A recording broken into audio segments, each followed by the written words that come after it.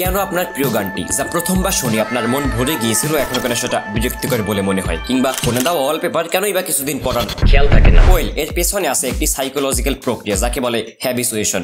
আমাদের মস্তিষ্ক বারবার একই জিনিসের মুখোমুখি হলে কিংবা দেখলে বা শুনলে পরে সেটাকে আর গুরুত্ব দেয় না। ধরুন আপনার মোবাইল ফোনে আপনি আপনার পছন্দের একটি ওয়ালপেপার সেট করলেন, কিছুদিন সেটা দেখলেন, প্রশংসা করলেন, কিন্তু কিছুদিন যেতে না যেতে আপনার মনে সেটা খেয়ালই করছেন না, মানে ফোন ইউজ করছেন কিন্তু আপনি সেই ওয়ালপেপারের কথা একদম ভুলেই গেছেন। বা কোনো গান যেটা আপনাকে প্রথমে অনেকটা আবেগী করে তুলেছিল কিন্তু পরবর্তীতে সেই গানটা বারবার শুনতে শুনতে সেটা আপনার বিরক্তিকর বলে মনে হয়। যেমন আমার ক্ষেত্রে হতো কি, যে গানটা আমার পছন্দের ছিল, খুব পছন্দের, সেটা নিয়ে আমি ভিডিও বানাতাম, ওই যে সিনেমাটিক ভিডিও আছে ওগুলো, সো এডিট করার সময় অ্যাকচুয়ালি ওই গানটা বারবার শুনতে শুনতে মানে পরবর্তীতে সেই গানটা আমার প্রিয় তালিকা থেকে বাদ হয়ে যায়। একইভাবে আপনার ঘরের ঘড়ির টিকটিক শব্দ কিংবা আপনার বাসার পাশের যে ট্রাফিকের শব্দ প্রথম কয়েকদিন সেটা কানে লাগলেও পরবর্তীতে সেটা সাইলেন্ট হয়ে যায়। আসলে আমাদের মস্তিষ্ক এমন জিনিসের প্রতি মনোযোগ দেয় যা নতুন বা গুরুত্বপূর্ণ, কিন্তু যখন কোনো জিনিস বারবার ঘটে মস্তিষ্ক সেটাকে অপ্রয়োজনীয় বলে মনে করে এবং সেটা এড়িয়ে যায়। এটা মস্তিষ্কের শক্তি বাঁচানোর একটি প্রাকৃতিক উপায়। এখন ভাবুন তো আপনার জীবনে কি কোনো এরকম ঘটনা ঘটেছে? চাইলে কমেন্টে জানাতে পারেন। আর এরকম ইন্টারেস্টিং সাইকোলজিক্যাল ভিডিও পেতে চাইলে সাবস্ক্রাইব করতে পারেন।